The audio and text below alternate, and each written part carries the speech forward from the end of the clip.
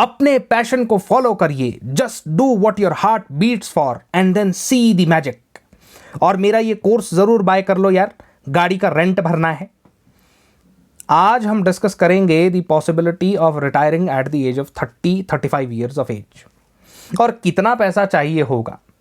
तो सबसे पहले, रखे हुए पैसे से सारी उम्र कंफर्टेबली जीने की फिलॉसफी सिरे से ही गलत है।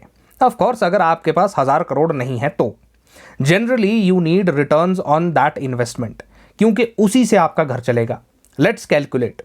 सपोज आप आज 23 साल के हैं and you want to retire at 35, 12 साल आगे, and you earn 30,000 per month, that makes 3,60,000 yearly. 5% income tax is equal to 5500 रुपए, और आप महीने के 5,000 सेव करते हैं, which is 60,000 per year for the next 12 years, it makes 7,20,000। अब आपको 12 साल के बाद इसको इन्वेस्ट करना है, तो हाईएस्ट पेइंग ऑप्शन इक्विटी 15% का रिटर्न भी कैलकुलेट कर लो ईयरली बेसिस पे 7,20,000 रुपए के ऊपर, that equals to 1,08,000 per year. इसमें घर नहीं चलने वाला, और हर साल रिटर्न मिले 10-15% का स्टॉक मार्केट इक्विटी से, ये पॉसिबल नहीं है। वहीं आप थोड़ा सा लॉजिकली अगर सोचें कि let's take the age of 50, कि मैं 50 साल तक अर्न करके इन्वेस्ट करूंगा एंड उस एज पे रिटायर होने का सोचें, using the same math, 60,000 per year savings से for the next 25 years makes 15 lakhs। हालांकि ये सही तरीका नहीं है, इसके बारे में हम अब बात करेंगे। देखो, average age of becoming a millionaire ranges from 38 to 51 years. तो इस बकवास को अपने दिमाग से निकाल दो कि retire at 30, super rich by 35, etcetera etcetera. चीजें ऐसे नहीं चलती। Yes, there are exceptions, but वो एक्सेप्शंस है, नॉट द जनरल रूल।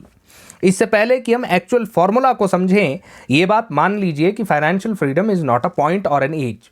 ये एक माइंडसेट है वेर यू रियलाइज कि हाँ, अब आई हैव इनफ अर्निंग्स जहां मैं अपनी फैमिली की ज़रूरतें और शौक पूरे कर सकता हूं। ऑल्सो मेरी इन्वेस्टमेंट्स अच्छा रिटर्न दे रही हैं, सो मुझे ज़्यादा ओवर एग्जर्ट करने की ज़रूरत नहीं।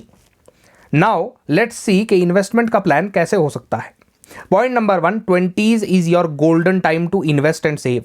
क्योंकि आपकी इनकम रिलेटिवली कम होगी तो टैक्स लाइबिलिटी भी कम रहेगी। फैमिली बर्डन अगर आपके ऊपर नहीं है या कम है तो प्लीज इस भ्रम से बाहर निकलो कि it's the peak of my life, I want to enjoy etcetera etcetera. 15,000 की सैलरी में 1 लाख का आईफोन उठा लाए EMI पर।